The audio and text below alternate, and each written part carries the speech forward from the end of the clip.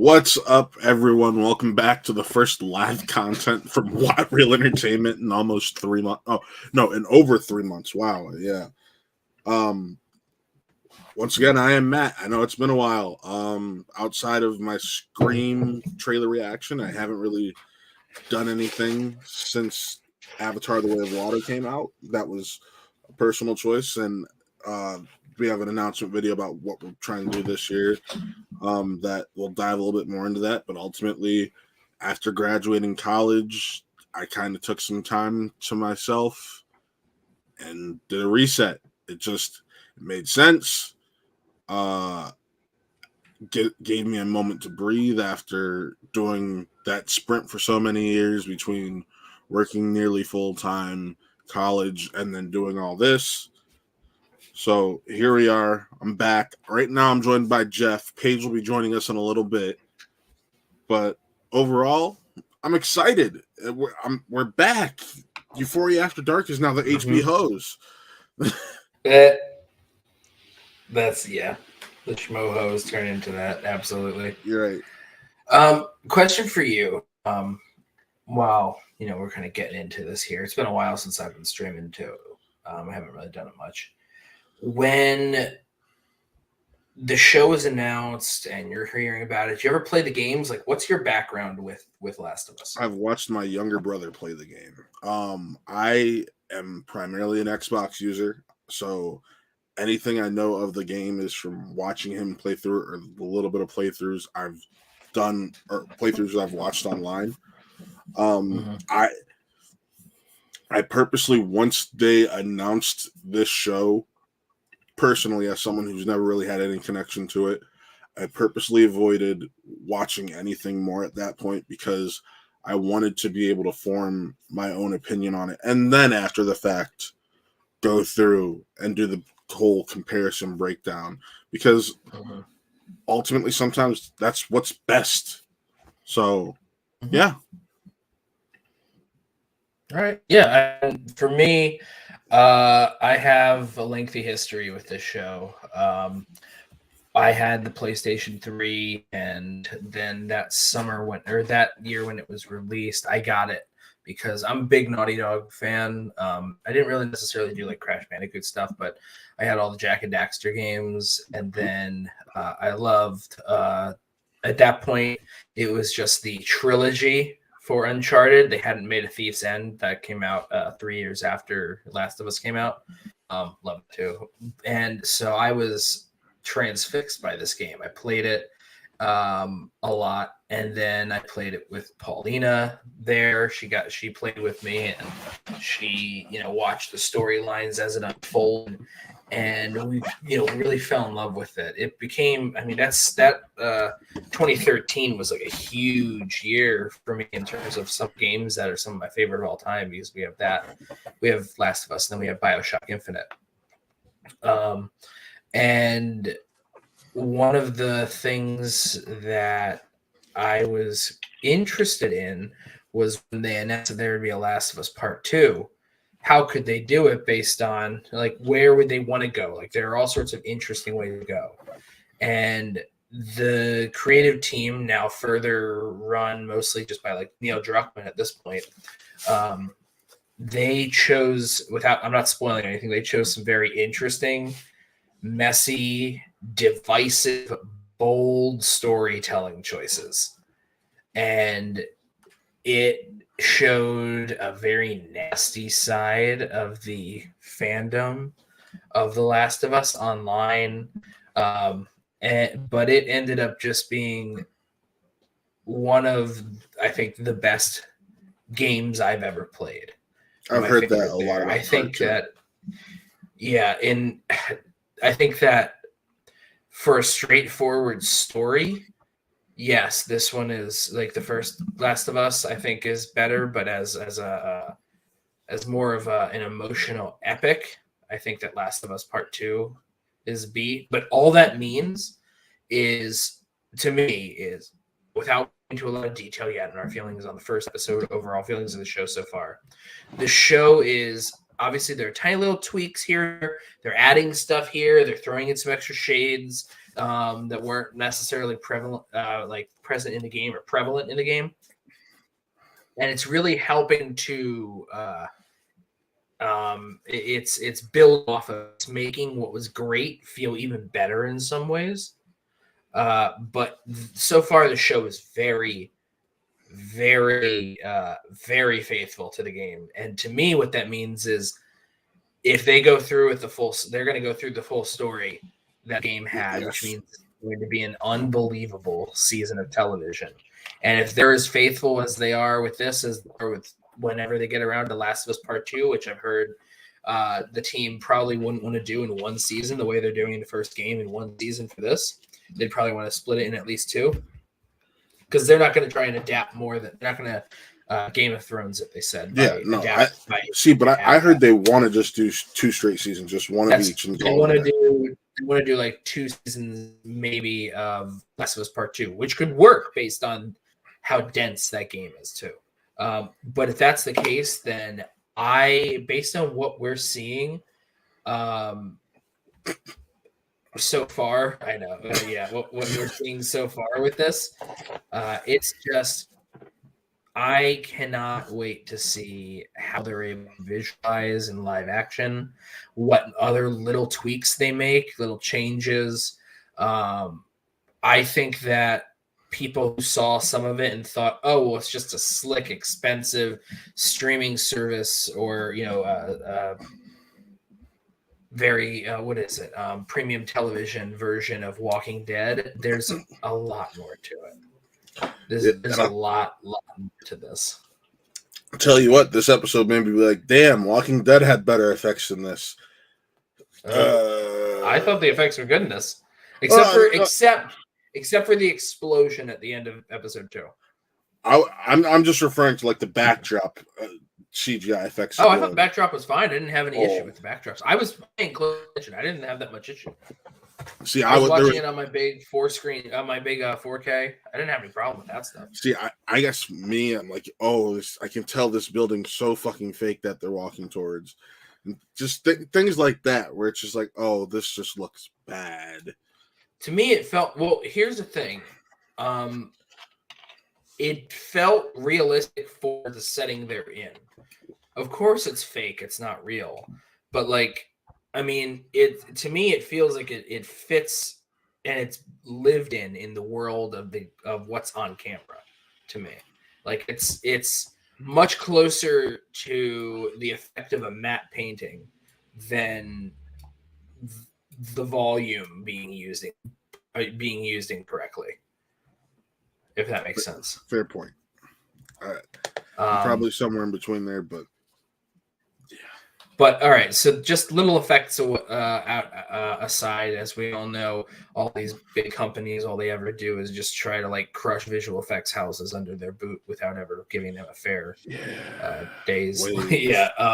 So I'm not going to ever try to like harp too much on that unless it's very obvious that it's because of the people running it. Jon Favreau had a great quote about it in an interview with during the first Iron Man. About, it's if CGI and the VFX, if they're bad, it's not the fault of the team, it's the fault of the filmmakers in using it incorrectly. But everything else, these filmmakers, I feel like, are firing on all cylinders. And one of the big problems I'm having while I'm watching is trying to separate myself from watching it in this medium. I have to take it on its own. I can't just talk about it from how much I like it from the show itself, from the game. But I think it's also, this show is a great example of how adaptation can be done.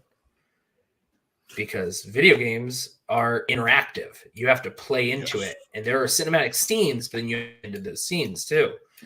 This, you have to change how some things go. Maybe not necessarily motivation, but how a couple things play out. And they found this happy middle ground of, there's obviously little fetch quest stuff that still happened. Like we watched in episode 2. We're going to talk about our full feelings in a moment. I know I'm just going off of it. I love The Last of Us. I'm sorry. No, you're fine, dude. You're fine. Years. Hey, you can wax poetic all you want about this because you have that connection. I'm very much willing to just sit here and listen because it's a little bit different. Yeah, but like they're doing the fast thing too. Like the moment where they're in the hotel and Ellie says, "Oh, let me go through there," and he said, "No, you're going to stay here." That's like, and then it has someone go in through. They do that where sidekick one, if it's Ellie or whoever, is going through to take care of stuff, and you can't do anything until they're able to get to their destination on the other side. So, and they did that in this, and it's like, oh, cool. It made sense because they were able to make it work narratively, but also it's referencing like, yeah, these are like little fetch quest things because this is from a video game. Little things like that are also really cool that they work, but they're still like, hey, remember the roots. So, anyways, I've talked a lot. I want to hear what your general thoughts were from the premiere more, and then we can get into this a little bit. So premiere more. I honestly love the premiere. Blew me away as someone who hasn't watched this or doesn't really have the connection to this. And going back and I guess this is why I'm enjoying taking this stance of going back and being able to see the side by sides of how they shot it compared to how it looks in the game for the first time. That's been really cool to me because it's like, wow, they really have done their homework to make sure this feels as authentic as possible for the audience of this show that is watching it for the first time, having that connection like yourself. I never got around to watching Chernobyl, and I know the showrunner of that is the showrunner here, so I'm very curious to see. Chernobyl. You've told me you yelled at me for not watching it. Yeah. No, it's fine. We all yell at each other, but like, I mean, like it's not just Chernobyl. This is Craig Mazin, dude. You want to hear what he wrote before all these, before he got into Chernobyl and The Last of Us? Sure. Here are the things he's written. He wrote the 1997 movie Rocket Man, not well liked. He's written Scary Movie 3. He was a writer on Scary Movie 4. He wrote and directed Superhero Movie. He wrote Hangover Part 2 and Identity Thief and Hangover Part 3 and Huntsman, Winter's War. How does he make great television? When Chernobyl came out, I'm like, what the fuck is going on? Because this guy, he also... Yeah, I mean, he's also the writer for the upcoming Borderlands movie, directed by Eli Roth, starring Cate Blanchett and Kevin Hart. Kevin Hart and Jamie Jack Lee Black. Curtis. Yeah. Oh God, no, that's funny. But to be honest, that's something that goes to something you and I have talked about before in past shows, whether it be an HBO show, the growth in directors and a filmmaker in general. Yeah. Because they cut their teeth in certain areas, and now look at the flip. I mean, what is his name? He does like all the Seth Rogen movies. Danny McBride. When he wrote Halloween, the new Halloween trilogy. Granted, I only really like the first movie out of that trilogy. Shocked the hell out of me because I did not expect that to come from him. Yeah, I mean, it's weird for him too because he also had David Gordon Green. David Gordon Green is a very weird filmmaker. He's made tiny indie independent dramas, and then he made like Pineapple Express and The Sitter and Your Highness. But Danny McBride, more to a point, how he's similar to Craig Mazin, although I think that overall his movie success is better than Craig Mazin. Right. Danny McBride, I mean, like using his other creative partners that have worked in movies, David Gordon Green, Adam McKay, Jody Hill. I mean, his track record with television is just like Craig Mazin. It's wild. He had Eastbound and Down, and then he had Vice Principals, and now he has The Righteous Gemstones. Like sometimes it's weird how sometimes we will cover on the show down the line. Yeah.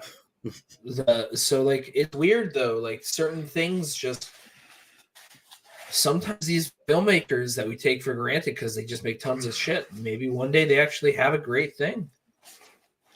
And right now, and that's what I'm getting at right now, this has become something that I'm willing, as again the outsider to this entire IP, I'm willing to carve out the time to start exactly at 9 p.m. every Sunday and see what journey I end up taking, because just that opening, or not the opening scene, but when we finally start jumping into the story in that first episode, it hooked me. I was like, wait, 2003. Why are we starting here? I thought we'd just go right.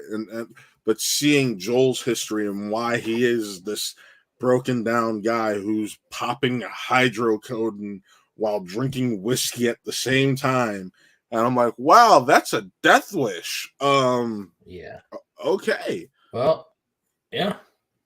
I mean, and Bella Ramsey surviving. Yeah, he's surviving.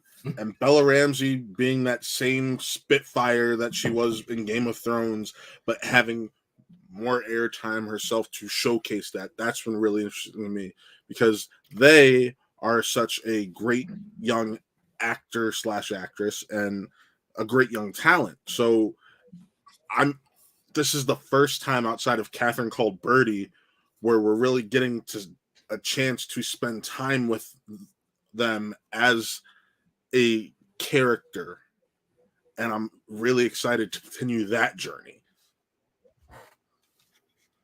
Yeah, I think that I think that they are. Sorry, I was just responding to a thing. Stop embarrassing Paulina and me, Geoff. Oh, I'm so sorry, John. But I really hope that you enjoyed this episode. I know how much Last of Us means to you as well. Yes. You know, it's hard to. I think that one of the things is that does affect my viewing is not just one of those like, oh, well, I played the game, I know the story. Well, the issue is like, yes, I know the story. And I know that opening sequence in the first episode with where Joel tragically loses his daughter. You ain't seen nothing yet as far as emotional devastation. Great. Like, just great. Yeah. So I'm trying my best every day. Don't always succeed, though.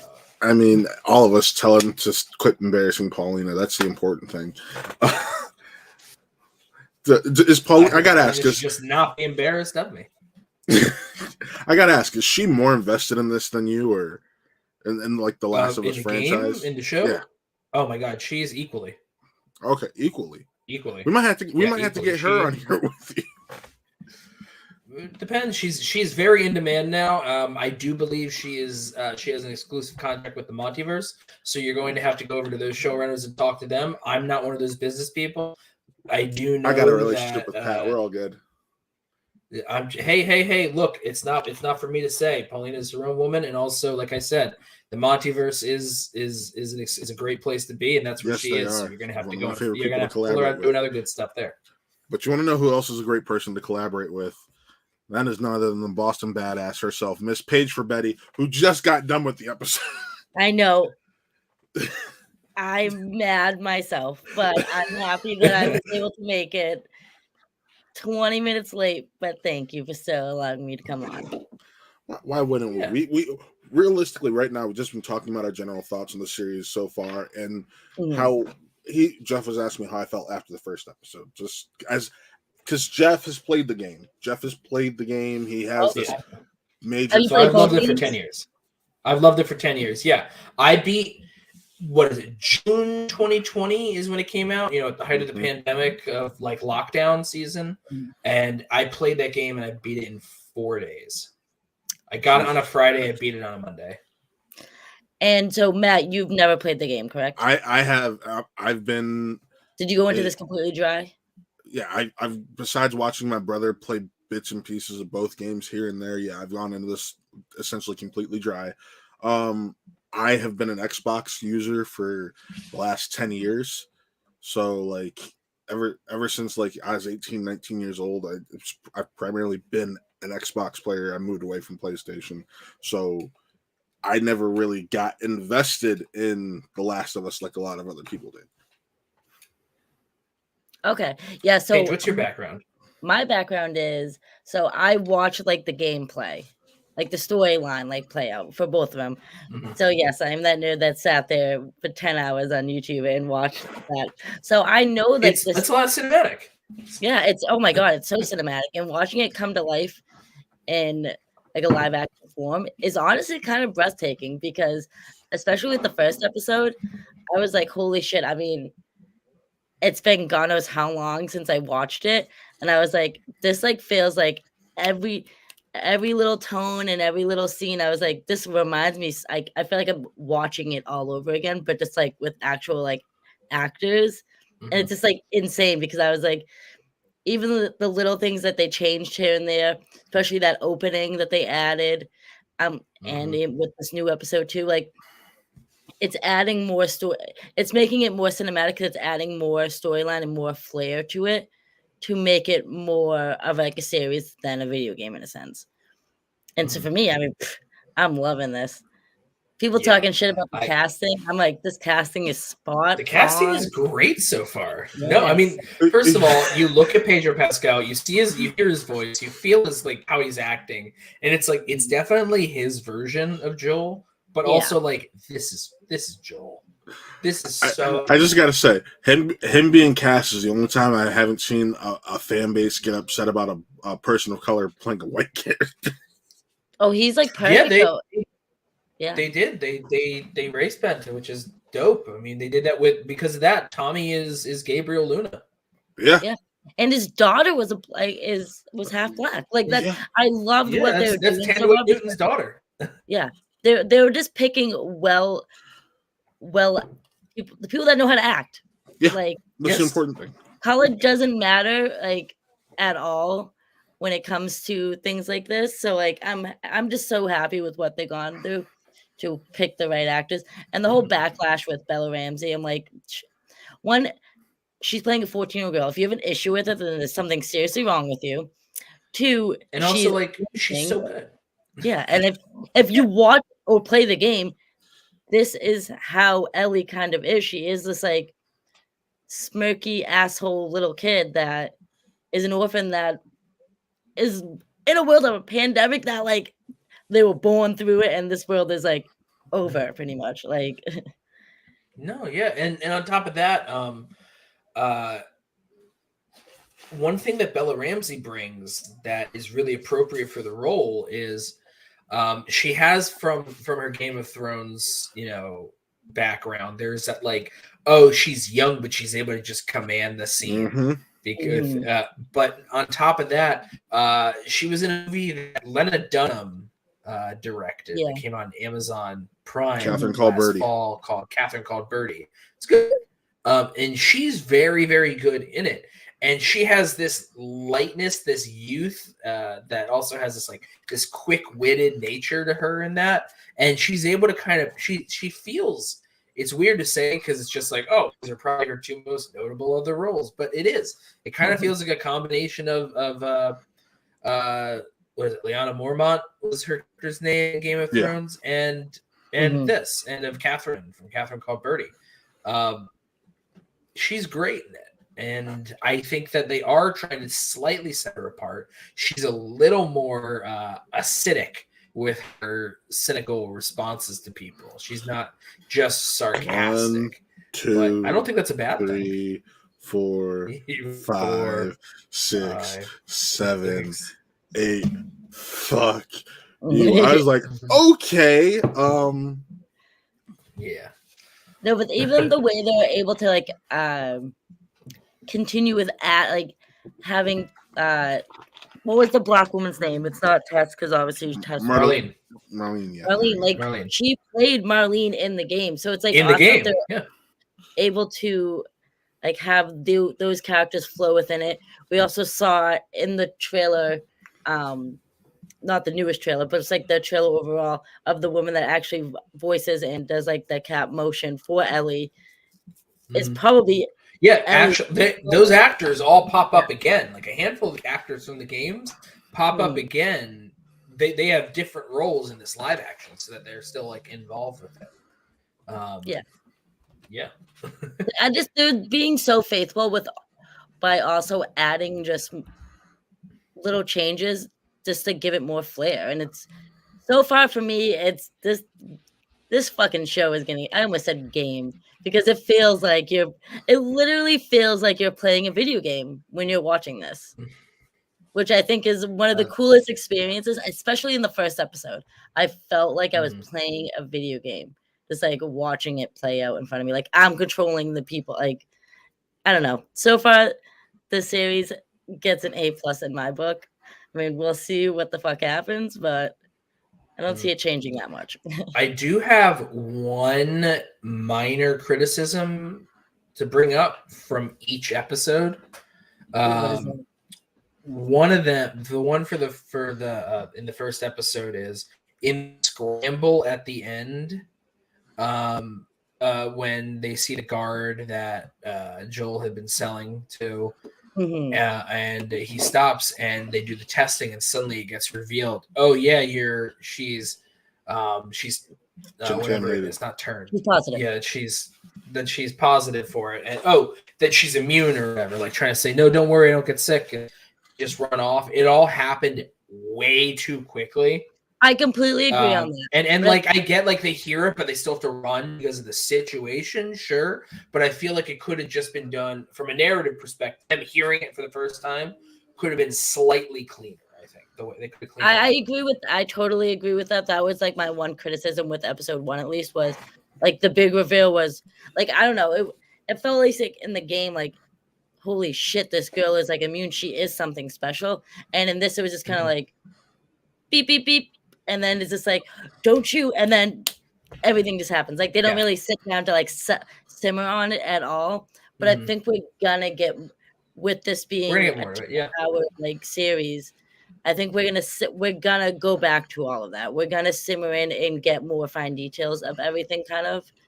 Then it just like moving forward. Like at least right now in the first 2 episodes, they're back. Like the opening sequences are giving us backstory of things going on, and I think that's which I really like within the series, which I really enjoy.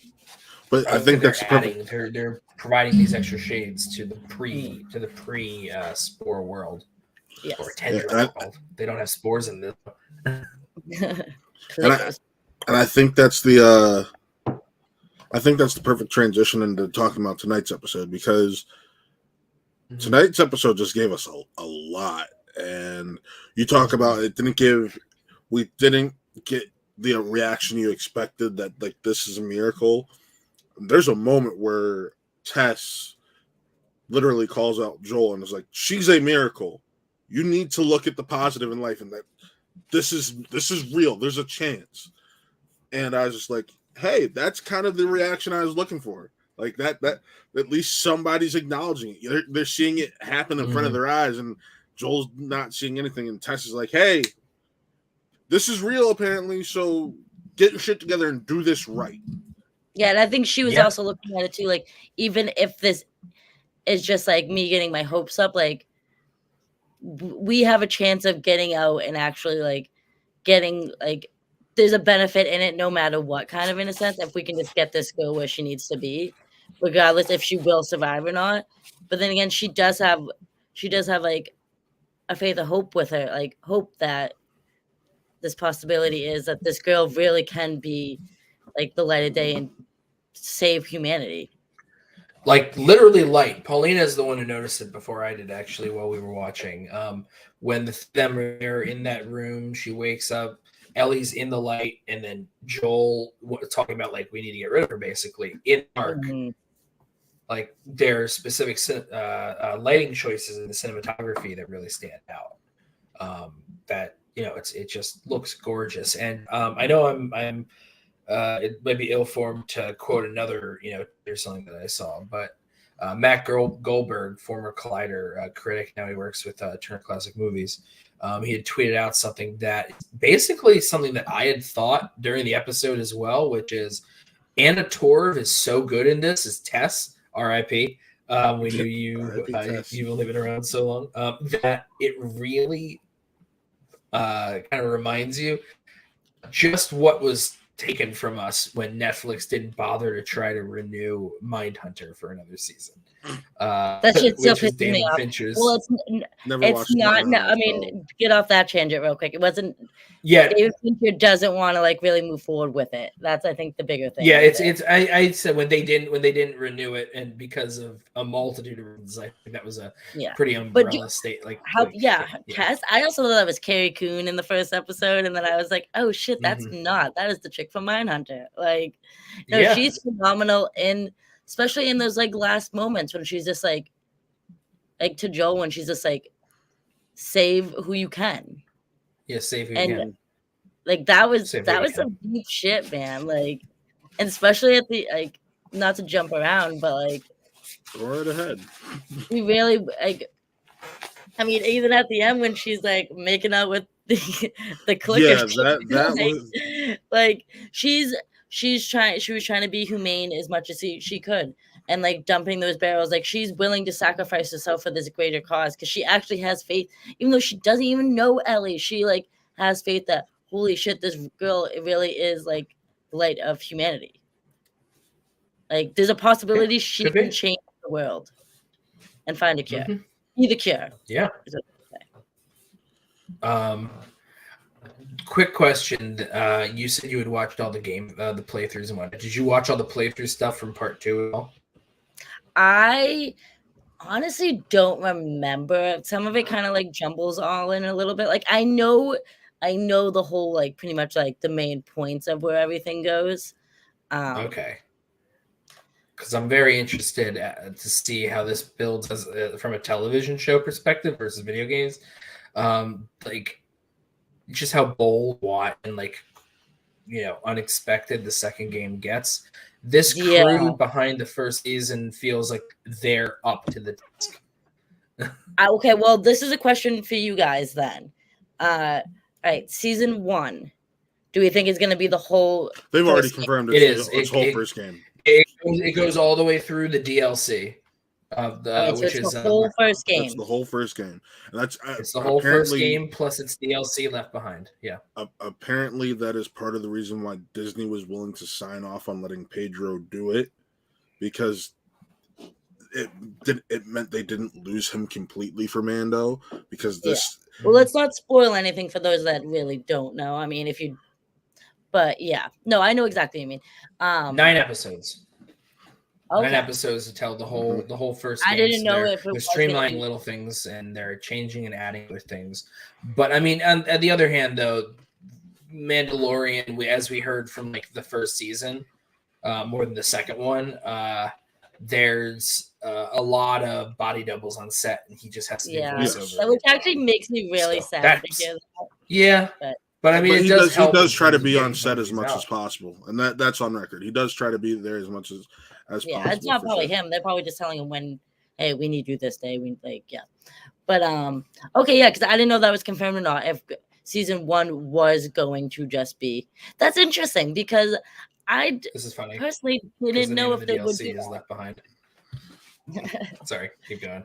I'm curious with that though because there's only 2 games. So you guys think there's only going to be 2 seasons of the show? Here's what they said. That's fine. I don't know. That's why I don't see possibly this being season 1 is all of game 1. What they said is that what they had said, and I talked about it a bit before you got on, was season 2 or game 2, part 2 is bolder, it's bigger, it's more sprawling. So there's a way for them to, in their mind, probably like to take part 2 and split that into 2 seasons. Then there's going to be at least 3 seasons of this. What they said is they never will try to adapt more than what game story has already been out there. And that's confirmed. So yes. So what they're doing is they, as they put it, they're not pulling a Game of Thrones with it. Yeah, and they said they pitched it to HBO as strictly it's going to be the games or the seasons. And the game runner, like the show, the showrunner is also like working with like the game creator. One yes, of the games. like Yeah. this episode, the Was directed episodes by are one of all them. at least co-written by Neil Druckmann, who's the game creator. He directed the second game and co-directed the first and whatnot. And yeah, Neil Druckmann, he's also behind like a bunch of the Uncharted games too, or at least, you know, the last couple. And then you have the other co-creator who's like, hey, we should unionize because my name's nowhere on this. It's like, I don't know. I mean, it's just so crazy. Like, I mean, obviously, I live in Massachusetts, so to see Boston's like that is also like insane and just like holy shit. Imagine if that's what it was like. Like, I can just picture it with my eyes. I'm like, dude, there's the Capitol building right there. Like, the Commons is right there. Like, it's just like insane to like see this. Like, I mean, obviously they're not in Boston with the whole buildings leaning together, floors everywhere. But like, I don't know, it felt so surreal, and it felt like, and that's why I've always liked the story of The Last of Us, because it feels like a sort of reality. And with that first scene in the first episode, what they added in about like essentially giving a somewhat believable, for the sake of science fiction, way for how this infection can actually occur. Exactly. And then continuing that it makes with this the as a opening of huge what if. Yeah, it makes it a huge what if.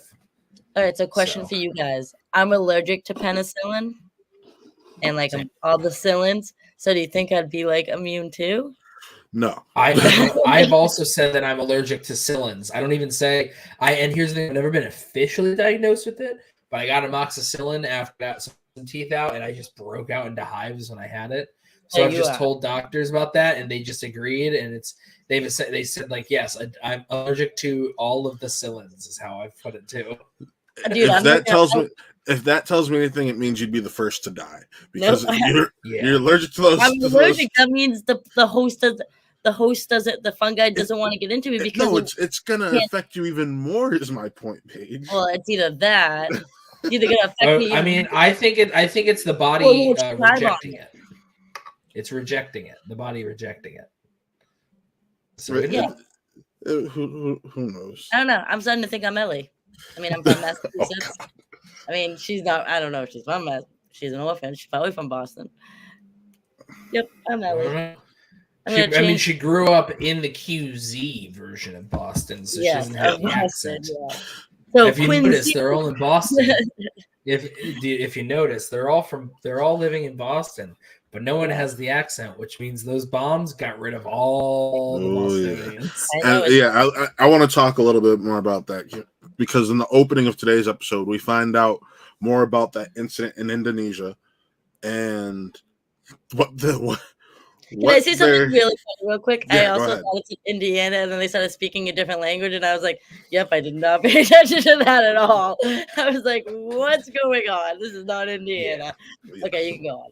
But no, it was interesting to see how essentially patient zero, because I should say patient one, because we find out patient one. I said patient zero to Paulina during it. I said, and as we realized during the autopsy, like, oh, that's not patient zero. That's patient one that they can look at. Yeah, this is just the first patient they've been able to look at. Yeah, exactly. I was like, oh shit. Because I like that. I like the way they do that. Yeah, I like that they show it as something that's already happened. Is no patient zero, because there shouldn't be a patient zero, because it's different. It's the fungus. It's not just like, oh, one person got infected and it goes to another. No, it's the fungus, and I mean, that's why you notice there's a couple very important things that Paulina reminded me about from last week to this week with it. In Indonesia, how it got out from there more was, do you remember where they heard what the mill was? It's a flour mill. It's a flour fungus mill. And stuff. It goes to flour.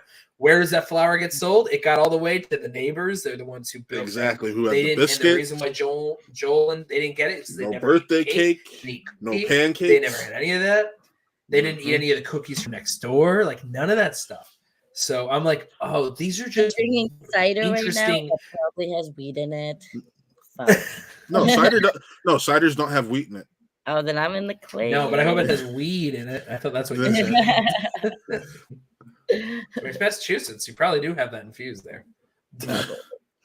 Well, no, seeing That's how true. it I didn't was. even think of that. Sorry, I'm not No, to. go ahead. Yeah, you're right. I didn't even think about that. It was on a wheat farm, and yeah, damn, I didn't even think of that. Does it get described in the game now? That's how it got. Not to that extent. They're adding these extra shades. Like in the game, there it's a little more straightforward, just getting in and out. But they're throwing in these little bits, and it's just makes it richer from a cinematic narrative perspective. Yes. Yeah. It's just shading in. It's just shading in the background a bit more. I've seen people that are complaining like, oh yeah, all these people, they're so full of shit because they just keep talking about how, oh, it's making it better, calling the game a piece of shit. Like they think there are people that think that because they're saying that they're doing stuff in the show that's like, you know, improving upon the game, they equate that as they're making it good because the game was bad. It's like, no, they're making great stuff better. That's what it seems to be. And that Wii stuff is a great version for it. Sorry, Ben, I know you were going to say something else too. No, it's just I actually lost my point because a certain you were in Indonesia and the bombs. Oh no, and it was, to me, it was just interesting that the idea of like, we don't know who Patient Zero is, so and this is a fungal infection. Thinking about to those ants that they mentioned that we've heard about for years, and I love how they end up using that as a tie-in because I heard of it too. People have heard of it. People have heard about it before this show, so now using that as a tie-in, and that this is the fungus that causes that, and that's.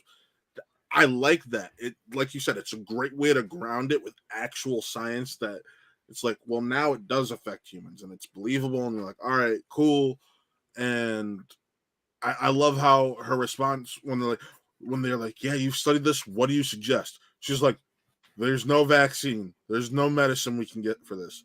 We just have to bomb this place. Just kill everyone to ensure it. And honestly, like starting the episode to that, I wasn't expecting like that to occur, and like that decision making of her just like saying that like a doctor was like she knew how serious it was and how quickly it would spread. That was the only conclusion to jump to. Like Lily saying, "Can you just bring me home to my family? Like I just want to be with my family," because she knew like it's over. She's been exposed, like it's spread so rapidly that like literally like it's over. Yeah, like you said, it's over. I was during that whole autopsy, I was like on the edge because like that's not in the game, that's added stuff. And it's like the whole time I'm like, fuck, the corpse is gonna jump up. And then I see and then I saw the bullet hole in the head. Like, oh, they killed it. It's dead. And the whole time I'm like, they're going to fake us out. They're going to fake us out. And they didn't. And the fact that there wasn't a jump scare, but I kept thinking there was going to be, when even though they showed there won't be, they didn't trick you. It's just that good that it kept me thinking there was going to be one, even though they clearly visually show the bullet hole in the head. There will be no jump scare of it like jumping up like that. That's good filmmaking. It was a very tense moment. I really thought the corpse was gonna like sit up. Like that's what I was expecting the corpse to sit up. But it was so tense, and also like her cutting into the leg to see that the fungus is still alive though within it. Like I was like, like it was a very tense moment. It was just like, I kind of lost my train of thought while we were just saying this, but that scene was awesome because the tension that was building the entire time, even though we knew that the corpse was dead. And by the way, because I can't remember this off the top of my head, like you can just kill a clicker by just shooting it in the head. Yeah, like that's a yes. Okay. In the games, like I mean, like sometimes it takes like at least sometimes it takes twice, but if you notice, they've shot like all over the body. And when they were fighting it, doesn't slow it down. It takes a bit to kill it. Yeah, they're just. I mean, a lot more. Like you've seen how how the stuff grows on the head, and I mean, like as Matt, like there are worse things out there than clickers, including humans. Humans are pretty bad too. But it's like, okay, so it's you get infected and then you turn into a clicker, but what is the other thing called when you like, is there another phrase for it? They've just said infected. All they've said is infected. They're just calling them infected. They're not giving them the nicknames yet of clicker and whatnot. Oh, they haven't? Okay. Yeah. I do want to touch on how they ended the episode, the nice little callback, because once they go through that hotel and they see the sea of the infected, and they're like, yeah, so you can step on the celluloid or whatever. I forget what the hell it's called. Pretty much vine. Tendrils. The tendrils. You can step on the tendrils in one area, and it could wake them up in a completely different area. It's a network. Yeah. It's a whole network. And it was a great call. It is. You know what it is, Matt? Do you remember the really boring Disney movie from Thanksgiving, Strange World? I didn't think I enjoyed Strange World, but yes, I haven't seen it yet. I thought it was so dull, but everything's connected there from the source. Like, I just sorry. But yeah, no, they're a whole network. Like they're connected. It's great. Like one thing, Matt, that I'll bring up. Not that it really matters. We're gonna see how everything is in the show on its own. Spores play a big part in the game, and that's like the biggest thing. That's the biggest thing that's missing, and the reason for that is like spores in the game, like when they go into darker areas, sometimes they're in an area where it's because they're in buildings and stuff underground where these spores are floating around. You inhale them and you get infected as well. Not do you get or whatever. Yeah, do you think they're going to touch upon that at all? So they might. So the creators said that they're not in the first season. Maybe they'll figure out a way to put them in later. But in terms of like, it works in video game logic, but with the science they're trying to make so that way everything kind of feel realistic enough. The problem with spores is that when they're out. They're not just confined to one little room or something. Like they will float around and they will expand, and the whole world will have spores everywhere. So the tendrils weren't in the game. The tendrils are sort of their like swap of it. The biggest thing that changes though is with spores when there are areas where Joel has to wear a mask, and Ellie wears a mask until that's one of the big reveals to show that she doesn't have that she has immunity because her mask breaks and she doesn't. And she doesn't like get sick. Okay, yeah, because I was like, all right, where are the spores? And then I also couldn't remember like all the people like being connected through like the tendrils. They're changing little things, but they still work. They still work the spirit of those ideas. And yeah, so I mean, like those things are changed, but like I'm sure they're figuring out ways for some of that stuff to pop. But yeah, I mean, there's some cool stuff, and there's going to be some wild shit that we haven't seen yet. Story-wise, I'm assuming visually from the kind of things that they're going to be running into. I'm very excited to see how they go. And between the entirety of the game and the DLC, there's 7 episodes left they got to get through. That's a lot to get through. Mm-hmm. I also heard episode 3 was like an hour and 20 minutes. And that's very possible. The first episode was an hour and a half, so I wouldn't put it past them to make it that long. I've heard, at least from people who have seen the whole season, we all follow various pundits who get early access to screeners for stuff like this. Now, from my understanding, I think most of them seem to have pointed to episode 3 is going to destroy people. And I'm like, oh, yeah, well, you could say that about most of these giant emotional plot points. But I guess next week we're going to see. Next week we'll see.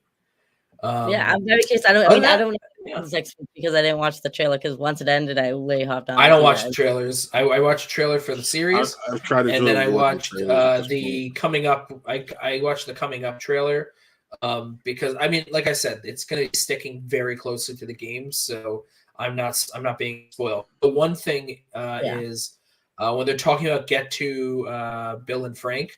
Frank is mentioned in passing. He's not on screen or anything. So it's just Bill, played by Nick Offerman. But they have Murray Bartlett playing Frank. Murray Bartlett, of course, known around the world as the manager of the Hawaii White Lotus. So, yeah. So, no, I mean, I can't wait to see what's to come because it's nice. Like, I haven't watched the gameplay obviously in a long time. So it's like cool, just like reliving it and just like seeing it come to life and just be like, oh yeah, like that's shit that happens. Or like, oh, like that's different, but it kind of adds some nuance to it and makes sense and goes into a different direction that I wasn't thinking could like happen, kind of in a sense, but also staying very truthful to the game and the source material itself. But I mean, thus far, man, I'm just like so excited to like see how everything like plays out because we're gonna get more back. I still think we're probably gonna get in every episode where I think we're gonna get more background. Yeah. Now really I'm liking that as a framing device of it. Yes, I do too. I think that's a smart technique to add nuance to it with also like being faithful, but you're just adding more texture to the story. But I'm also wondering, do you guys think we'll get more backstory on Joel? Yes. I think after a certain point, those little openings are going to become more focused on Joel and Ellie because that's what makes the most sense. Because first off, you had the setup of scientifically, here's how this works. Then you see the incident, and now I think the next one, if I'm going to take a guess, is you're going to start seeing people just becoming infected from the ingestion of certain products. All right, and the name of this episode is Infected. The first episode was the TV, I guess, TV directing debut of Craig Mazin, the showrunner of the show, who also did the episode. Yeah. And that leads me to my only like real criticism this episode. Off the top of my head, and it's something that I pointed out to Paulina, and it's really her only criticism too.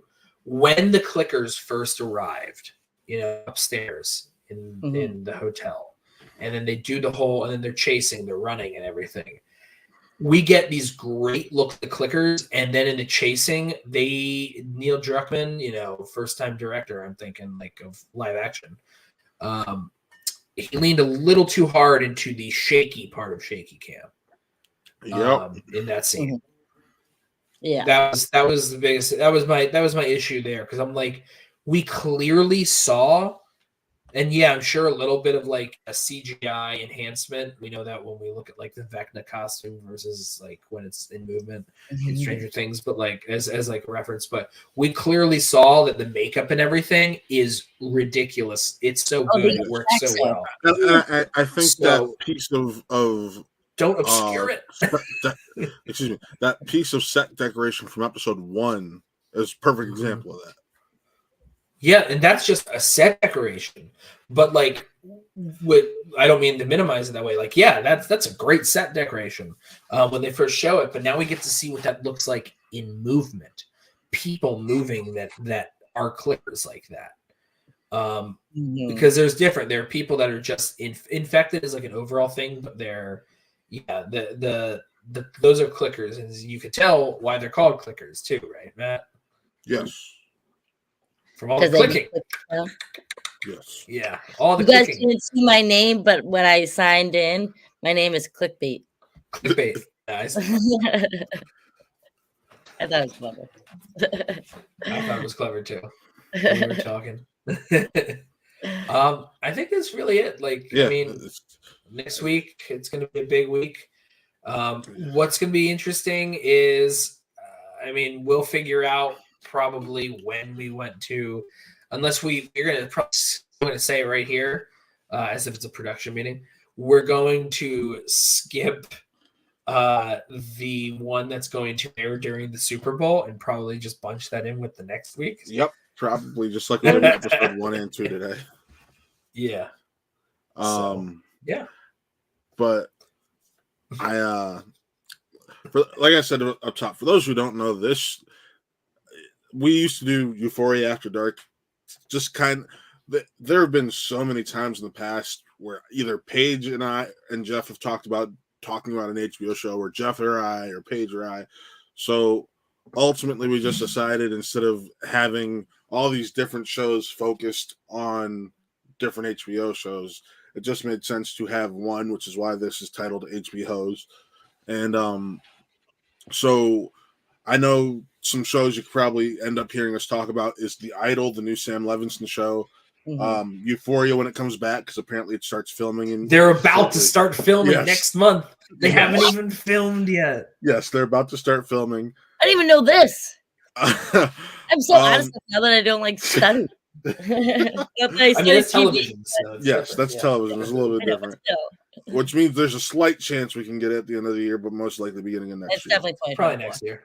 I know this year Geoff, The Idol. Yes. Geoff and I will probably end up talking about Barry and the Righteous Gemstones, just because that's two of the things we love talking. I'm trying to think what else will be on there. Like there's a lot of HBO. There's a lot of HBO content. Yeah, we'll definitely do House of Dragon next season, which will probably be until 2024. Sadly. What's with that face? I hate House of Dragon. What? Get out of here with this nonsense. I'm trying to think what else. Obviously we'll be back for season 2 of The Last of Us. Yes. Whenever that happens. That will probably be 2025. Probably not for 2 years. Yeah. But we got a lot that we're going to be here for. So be sure to, if you liked this, subscribe, comment, all that fun stuff. Yes. On tomorrow afternoon, my review for Shotgun Wedding goes up. So be sure to check that out, because that was a ride. Quick question. Do you think that movie would have been better if Armie Hammer was to actually be in it? If he was in it instead of Joshua Jackson? He was supposed to be. He was cast. Yeah, he was going to be in it until, everything broke. Yeah. People found out how hungry he was. I don't think anything could have helped it. All right, let's get to now. But until next time, folks, I'm Matt. Thank you to Geoff and Paige for coming on and agreeing to do this show. We talk enough about this stuff offline, so it just made sense. Might as well do it online. Exactly. But until then, we'll see you next week. Have a good one. Remember to subscribe, and comment on everything we do over here at Watt Real Entertainment. We'll see you next time. Peace.